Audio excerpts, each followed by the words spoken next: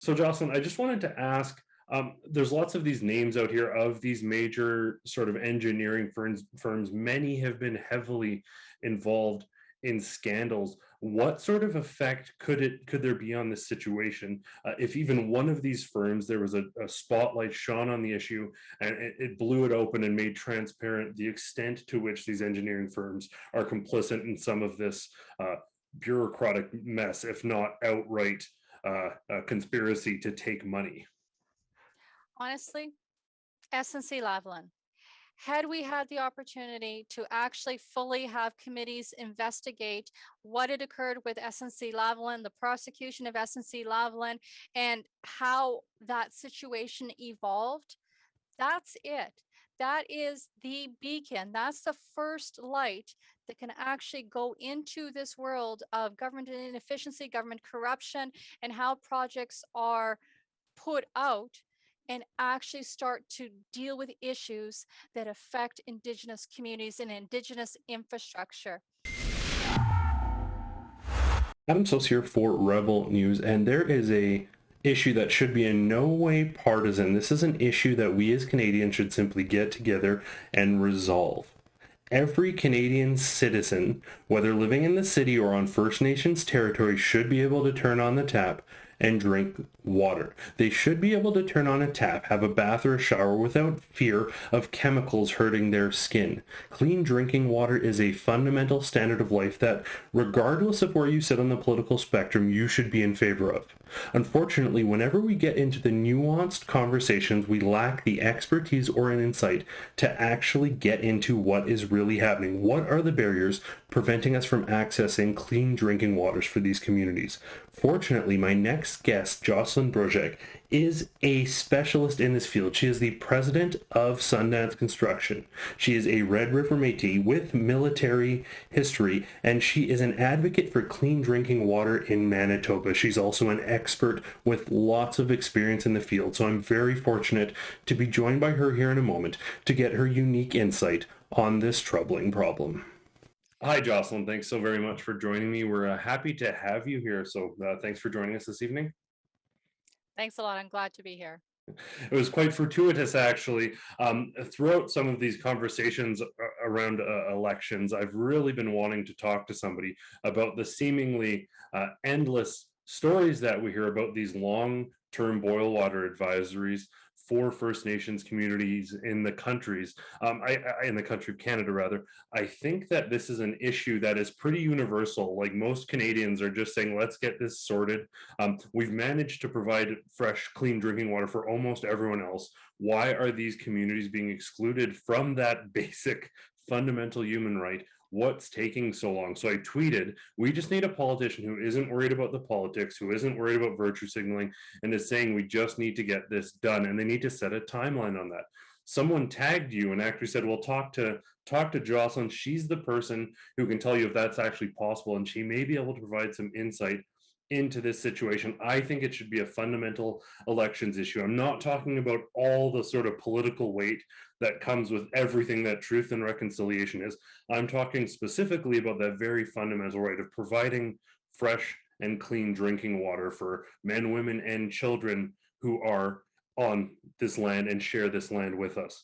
So, first off, maybe if you could tell us a little bit about yourself, why you might have some expertise that are pertinent to this field, some of your story, so people get to know who you are.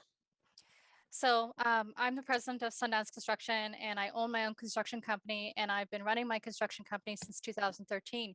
But I actually got into the heavy construction world. I started off in sewer and water, and I started working in Northern First Nations. I worked with Public Works, Government Services, Manitoba Water Services Board, and I started building sewage lagoons, sewage treatment plants on both Crown land, and I started working with municipalities, and then I started working with First Nations. And I got the experience of doing almost $100 million worth of work before I started my own construction company. So I did design build work. I did work with Manitoba Hydro. I was as a part of a general contracting team working with them doing some of the water treatment plants up in Kiask and Kiwatnuk. So I got to do a lot of work, background work in sewer and water. I crossed all these crazy boundaries. So I also did work like advocacy work for commercial fishermen, Aboriginal commercial fishermen in Manitoba. And I got to see what they were dealing with, the clean water issues. So we're dealing with fishing issues. I'm dealing with design build on water treatment plants. I'm building Cadillac systems for people like Manitoba Hydro and other clients, building state-of-the-art systems for public works and government services in Manitoba on various projects, and the same thing in rural communities. And then I started working on First Nations. And then I started seeing the difference in the way these projects rolled out. I started seeing the difference in the way these projects were budgeted, how contingency was dealt with, and then how easy these projects go off the rails. Like, and as a contractor, I just got to see these things, and I knew that other contractors were always telling me, if you go work on a First Nation, it's hit or miss whether or not you're going to get paid. It's hit or miss whether or not the work's going to get done. And it's just always it's always a dog's breakfast. Mhm. And I didn't get to see the why that is. Like some contractors were making money hand over fist on First Nation projects. Other ones, barely made it out by the skin of their teeth. And they were going under and they were losing their businesses as a result of non-payment and things like that. So Mm. I got to spend right now, I think I'm on my 15th year working in First Nations, Métis communities, Northern communities in Ontario, Saskatchewan, and Manitoba.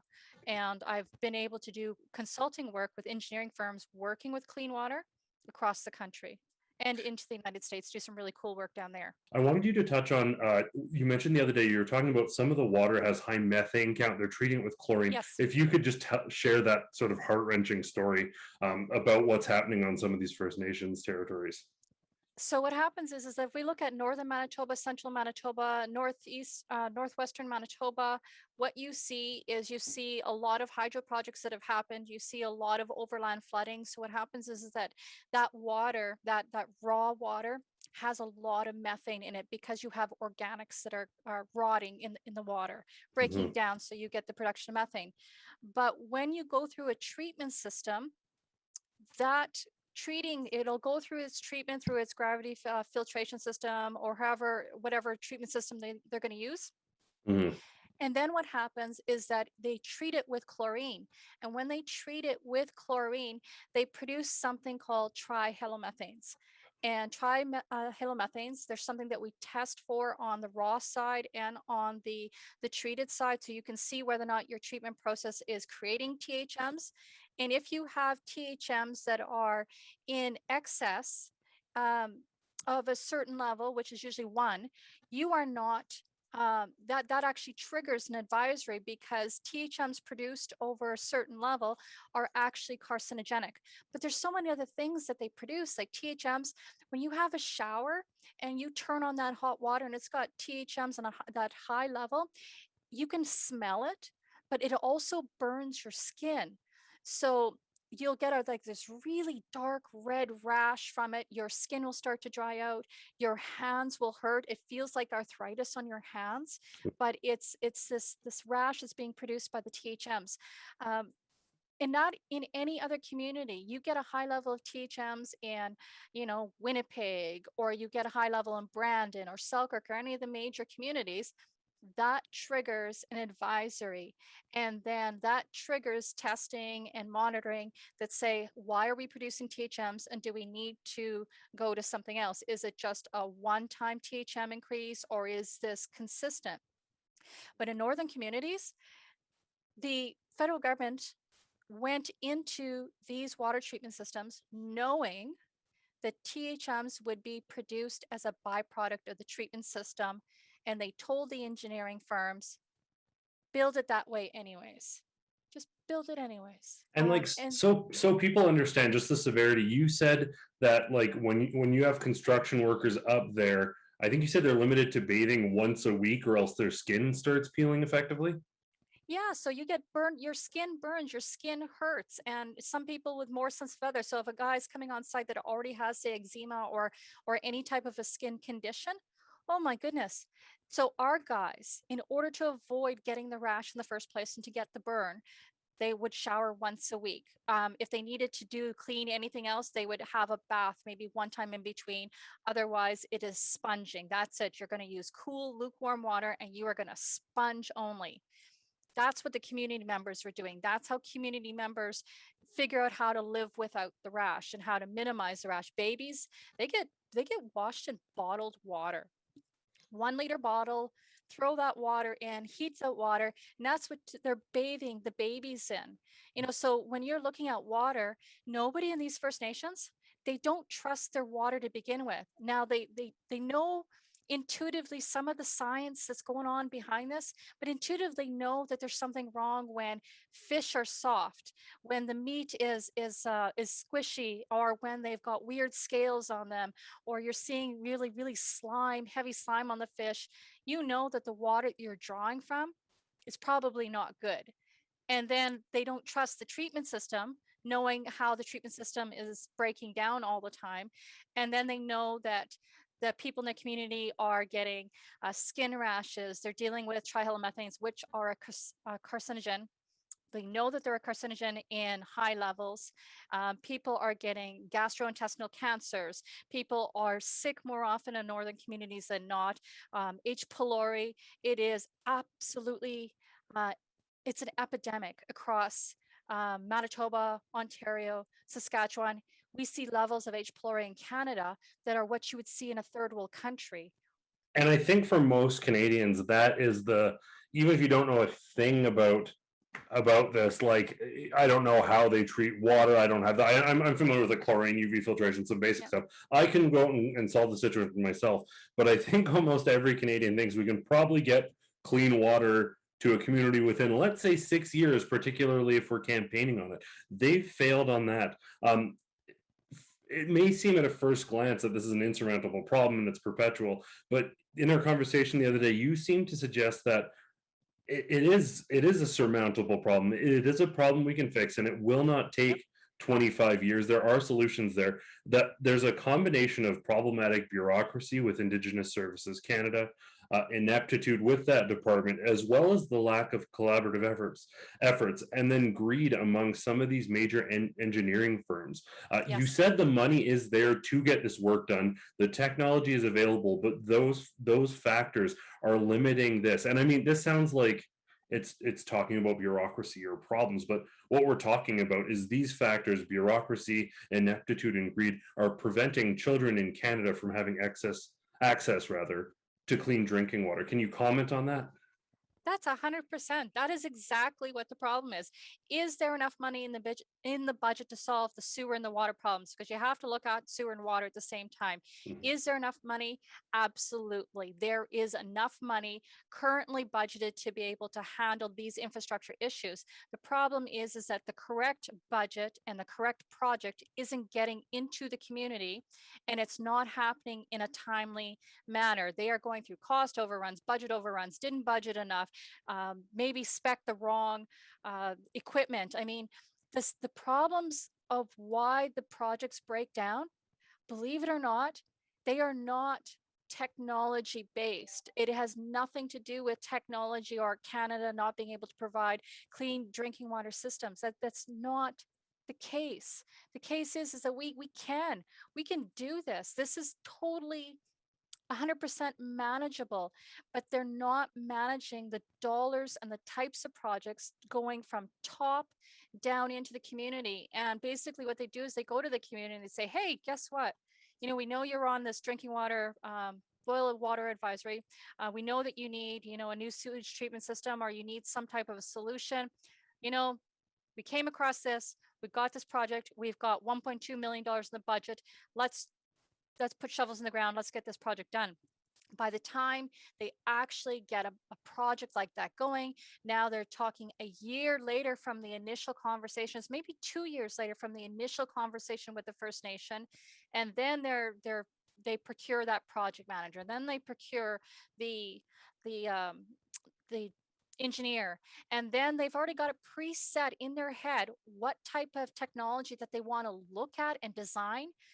without actually doing something a little bit more innovative. I mean, we could solve a lot of the infrastructure problems on First Nations by just simply going to a different model, going to a P3 design build performance based project.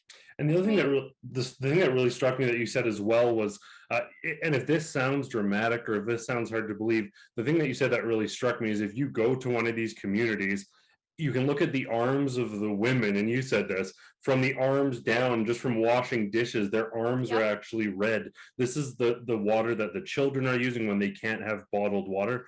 This is inevitably causing permanent damage, physical, but also psychological, not being able to turn on a tap and trust that tap water. It simply shouldn't happen in Canada. You mentioned, though, yep. that this is taking place pretty rampantly. How prominent is this? How many communities are still under these kinds of advisories? How many people have been helped? How much effort has been put into actually helping and resolving the situation? That's a really big question. So what's happened is that it's gone up and down. So depending on the type of consultant you have, like when we talk about those two different types of consultants that come from ISC, sometimes you get a good one and they'll do what they can to bring some type of infrastructure to the communities. But this is a problem that's always ongoing because these water treatment plants that they're building, they'll build a new plant, in 1995, 2000, and all of a sudden by 2015, 2016, that plant, which should have a 30-year life cycle, is now on its last legs. It is falling apart. So this is a constant cycle. So in 1995 to 2000, there was a really big ramp up to try and get treatment systems into a number of communities to deal with some of the boil wateries, and they don't happen quick. Like these none of these fixes happen overnight. They're not 3 weeks, they're not 6 months, they're not 1 year. A fix to a plant, depending on what the fix is, could be years or decades out. Like Shoal Lake, there's your perfect example. 25-year boil water advisory. I mean, it's crazy. I mean, how do you think of a water problem in decades? But And that's what's going on. so And then, these engineering firms, it's pretty much fair to say, just if I can summarize, basically, like they'll get the biggest contract. They're taking 15-20% of the total budget and keeping it just for organizing. They're basically yep. nickel and diming the First Nations community and the people who actually have to do the work. And you'd also say that they're often upselling or increasing the scale of the project. Is that ever justifiable, or is it exclusively for profit? Sometimes it's justifiable, but honestly, if a project is properly vetted and engineered in the beginning, and if that engineer takes a little bit more time and puts a little bit more effort into actually dealing with some of these process systems at the front end of the project and looking at detailed, just ground conditions, we're not going to run into these problems. I'll give you a great example.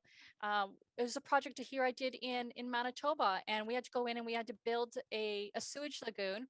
And the engineer said, okay, he said, I want you to build clay dikes for around this sewage lagoon. And, this is going to be the thickness, this is going to be the depth, and this is location. This is the borrow location.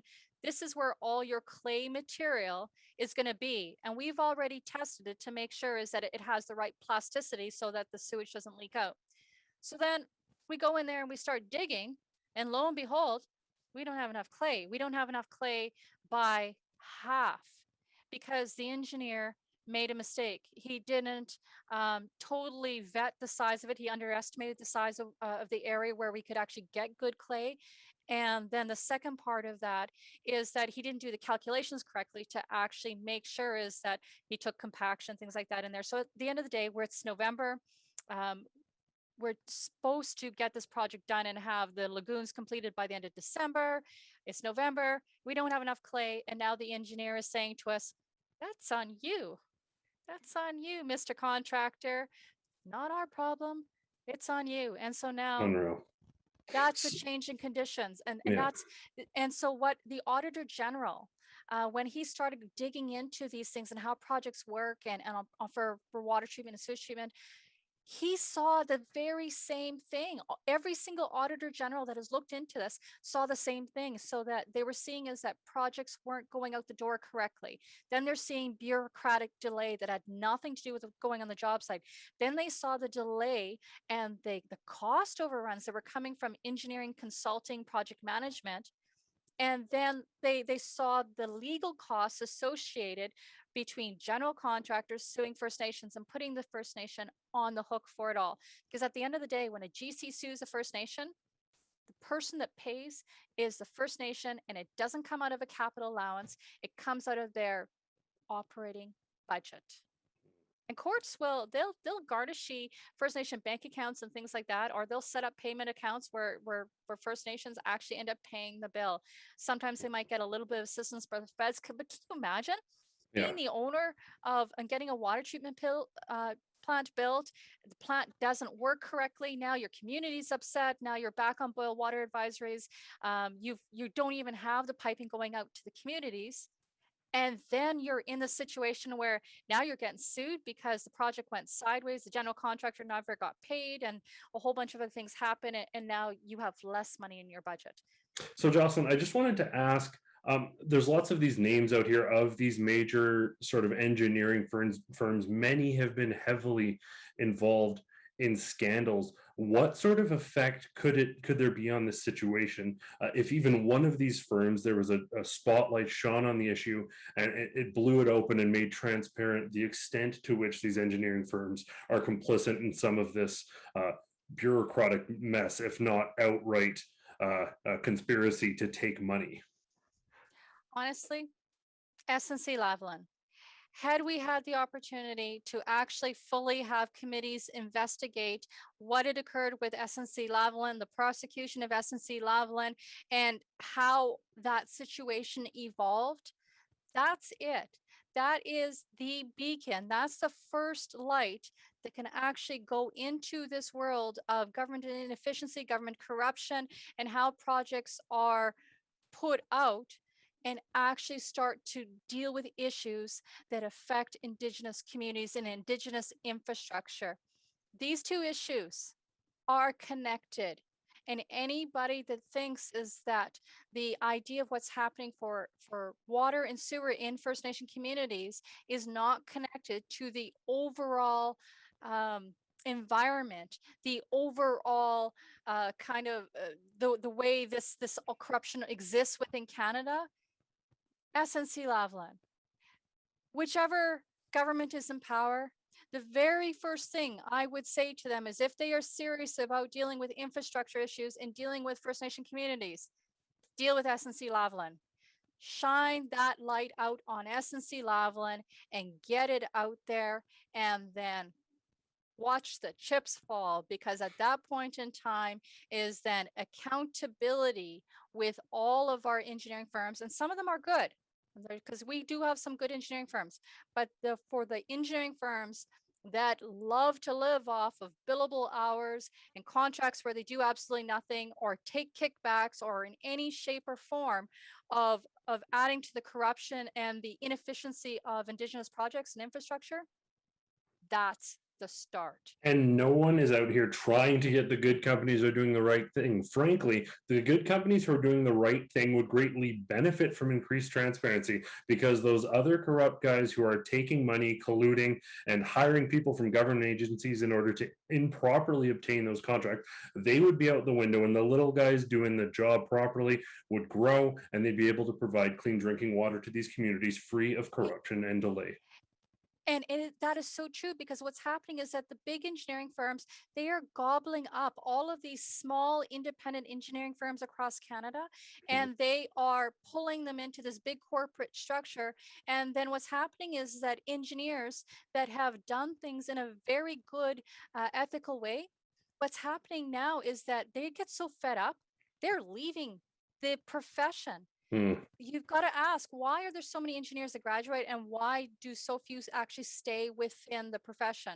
And this is one of the reasons why. It is they're just, they can't deal with it. They're just fed up with some of the things they see. So what they see is that a small engineering firm that is innovative, really cost effective, knows how to put together multiple projects and being able to, and has a track record for delivery.